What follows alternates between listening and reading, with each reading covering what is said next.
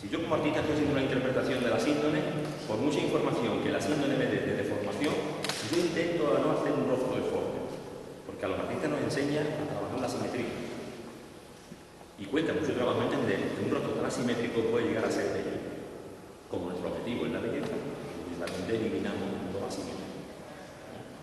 Pero claro, si en algún momento te dicen tienes que ser objetivo, tiene que ser asimétrico, lo hago. Pero aún así, a no ser, eso me ha costado a mí trabajo hacerlo la primera vez que lo hice. Claro, evidentemente lo hice porque tenía un objetivo claro, que no era el objetivo de la belleza ni el objetivo de la devoción. Bueno, pues que son este sitio que le tenemos que dejar a los antecedentes artísticos y enseguida pasamos a ver un poco el fundamento y método que yo he utilizado en los primeros estudios. Y mi primera propuesta fue hacer un retrato. O sea, tuve que decidir por hacer un hombre nudo. Y como me decidí por eso, lo primero que hice fue reunir la mayor información posible de calidad sobre la Sábana Santa, la mayor calidad posible en esa información, fundamentalmente gráfica, facil de la tela, facilitado por el Centro Español de Sinología. Enseguida me hice socio de ese centro, que yo, cuando la síndrome, pues sí, me gustaba, tenía algunos libros de ella, cada vez que salía algo sobre ella, pues lo leía, más bien lo devoraba porque me interesaba. Todo lo que ha sido misterioso siempre me ha interesado. El misterio, yo creo que en todo tiene un poder importante de atracción, ¿no?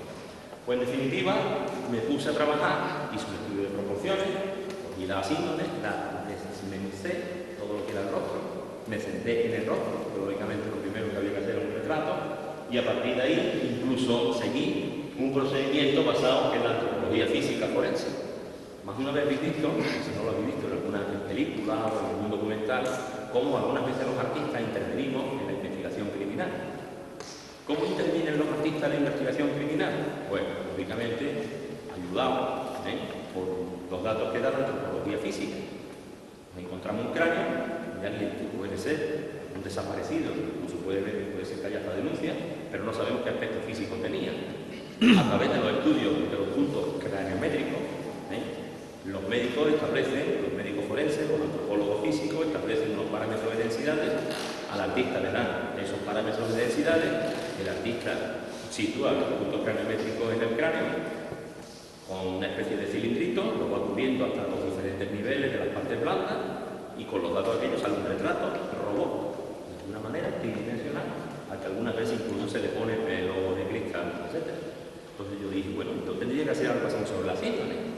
Pero ve aquí el gran problema, yo de la Sábana Santa no tengo un cráneo. No tengo una escala de referencia. ¿De qué manera lo podemos hacer? Pues vamos a construir un cráneo virtual. Porque eso también se puede hacer. Vamos a utilizar un cráneo. ¿Cómo elegimos ese cráneo? Simplemente viendo los estudios que hay sobre la Sábana Santa de antropometría que nos dicen el tipo más o menos racial que tendría y el tipo de cráneo que tendría. Elegimos el mesocéfalo, cogimos un cráneo mesocéfalo, lo transformamos en el ordenador. Empezamos a modelar. Lo primero que hicimos, lógicamente, es ver que esa transformación era coincidente con la síndrome. Aplicamos el método de las superposiciones, que es un método que se utiliza también en investigación criminal, lo que se llama la fotometría. Y a partir de ahí pues, empezamos a trabajar en barro. Íbamos haciendo superposiciones, corregíamos, superponíamos, hicimos el retrato del hombre vivo, que lo veis ahí. Incluso con el pelo ese recogido atrás, como aparece de alguna manera en la sábana, que hay quien mantiene que es un peinado, porque dicen que es una formación natural producida por el sudor, la sangre, que compactó el pelo de esa manera. Parece ser que esa segunda hipótesis es la más plausible. Y bueno, a partir de ahí pues ya teníamos las condiciones necesarias para incluso policromarlo y presentar este aspecto de la imagen.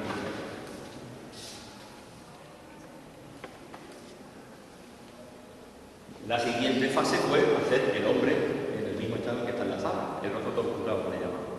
Hicimos exactamente el mismo método, partimos de la primera cabeza, también hicimos un proceso de molde, un apretón en arcilla. En definitiva nos basamos en lo que habíamos estudiado, como estoy resumiendo 9 años de trabajo. Total, que llegamos incluso a trabajar con el sudario de Oviedo, con la Sábana Santa, para intentar ver puntos de coincidencia. En el sudario de Oviedo tenemos información de todo el perímetro de la cabeza, y en la Sábana Santa solamente tenemos lo que se llama la distancia epicraneal, que es la distancia que hay de aquí a aquí, pero en el sudario tenemos la distancia caída aquí y aquí. Por lo tanto, con esas dos informaciones cruzadas tenemos la cabeza completa. Entonces, esto era necesario para incluso poder llegar a hacer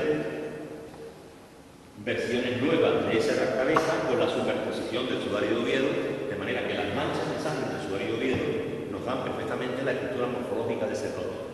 Y podemos saber exactamente qué parámetros de medida había, es decir, cuáles son los módulos que ese rostro tiene, podemos medirlo, y eso nos lleva a muchas consecuencias artísticas, porque los artistas siempre han utilizado la cabeza para medir el cuerpo humano, ¿no es verdad? El campo. Bueno, aquí tenemos, por ejemplo, el resultado. Y estas son las tres versiones que hay de ese rostro, el primero, el segundo y el tercero. El tercero es el que tiene más inflamación, más edema, y es el que se ha utilizado para el crucificado de Córdoba, de Alcalá. Y aquí vamos a ver una secuencia de animación de superposiciones en la que se demuestra la transformación del rostro sindónico en el rostro doctoral.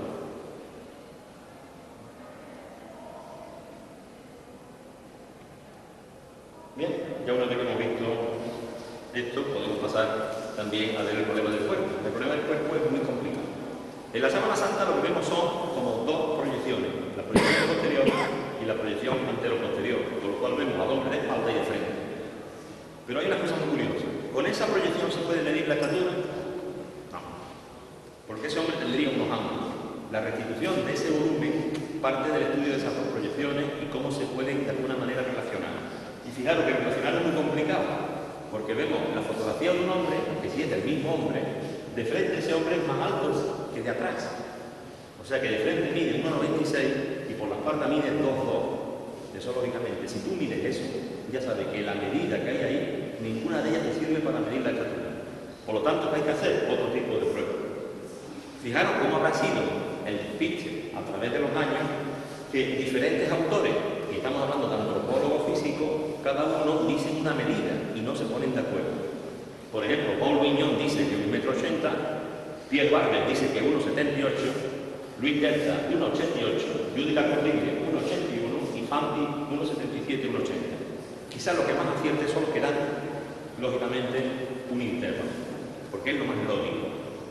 El que a través de una imagen tan compleja como la de la sábana santa os diga algún día que es capaz de decir que Jesús de Nazaret o el hombre de las síndromes medía 1,80,5, lógicamente os está engañando, o no está siendo absolutamente correcto en el dato. Si quiere ser científico, evidentemente, o quiere ser riguroso. Hay que dar un intervalo. El intervalo de 1,77 a 1,80, la verdad que es el más interesante, sobre todo si tenemos en cuenta los estudios que ha hecho la Universidad de Padua no hace mucho tiempo. Prácticamente pues fue a finales del siglo pasado, casi ya en el 2000-2001. Estamos hablando ya de estudios recientes. Estos son tablas antropométricas. Ellos estudiaron la superposición de imágenes posteriores y anteriores a través de esos esquemas que ven ahí y del estudio con un maniquí articulado y una sábana e incluso sujetos voluntarios que se sometieron a ser envueltos en una tela que tenía las mismas medidas que la sábana para intentar ver qué ángulo tenía. Evidentemente, si la sábana cubrió un cuerpo tridimensional y la imagen se formó en ese momento, una vez que la imagen está allí, nosotros el cuerpo lo quitamos y ahora la sábana la extendemos, la estiramos, es normal que haya alargamientos y acortamientos. Eso es normal. Bien, pues aquí tenemos un poco que según los estudios de Fanti, pues tenemos el 1,77 y el 1,80. Si nosotros hiciéramos un estudio de canon, de proporción a través de las medidas de la cabeza, pues podríamos llegar hasta las siguientes conclusiones. Si aplicamos el canon de Vitruvio, que dice que el rostro del hombre debe estar contenido 10 veces la medida total del cuerpo, si la cabeza mide 18, el rostro mide 18, el cuerpo del hombre mediría 1,80. Por lo tanto, pues mira, tendría unas medidas muy vitruvianas, muy canónicas, como muy ideales, ¿verdad? Si optamos por el canon de Fidia, que da una regla de 8 cabezas, el hombre mediría 1,80,56. Si aplicáramos el canon de Policleto, con un módulo de 7,5 cabezas o 7,75, que son reglas muy naturalistas, el hombre mediría 1,72,5 y en el otro caso 1,78,25. Son medidas más naturales. Y como veis, están dentro prácticamente del intervalo que habríamos visto antes. Entonces, nosotros nos hemos quedado con las medidas más naturalistas. Hemos desistido de caer en el idealismo de Vitruvio, que nos daba un hombre excesivamente, se puede decir, estilizado, y que eso lógicamente puede pasar en arte, pero que evidentemente, y también puede pasar en la realidad, pero que pensamos que además puede ser más concordante, aunque lógicamente no nos quedamos en tu medida. Lo que pasa es que yo tenía que hacer la escultura y tenía que medir algo que no puedo hacer elástica, tenía que medirle 1,78 o 1,80 y elegí el 1,78. Y en definitiva, todo esto basado en las medidas de la cabeza.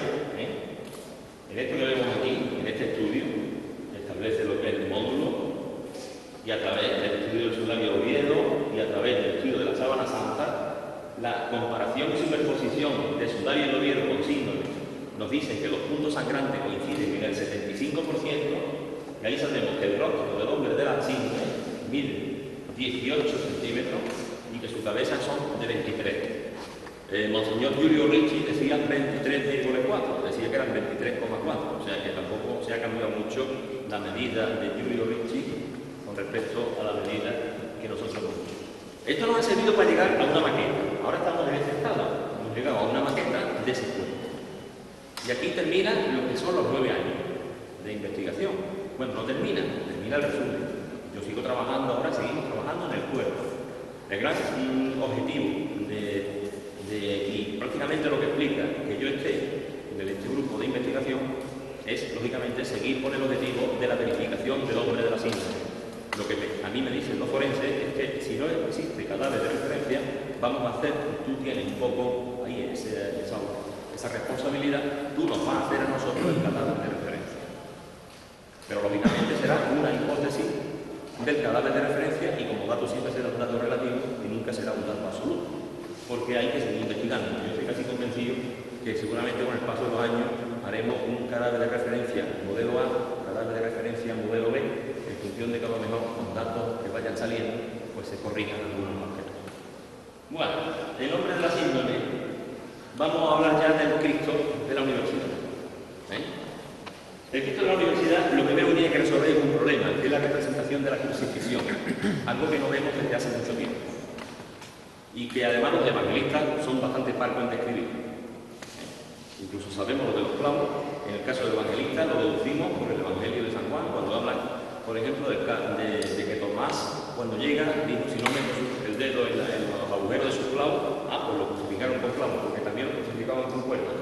Pero pensamos que entonces a Jesús de Nazaret, pues le pusieron clavos. Bien, el caso de los evangelistas no te lo dice, lo tomaron y lo crucificaron, no te dicen ni qué cruz era, ni cómo era la cruz, ni qué ángulo le pusieron los brazos, absolutamente nada. Si eran 3 clavos, eran 4, porque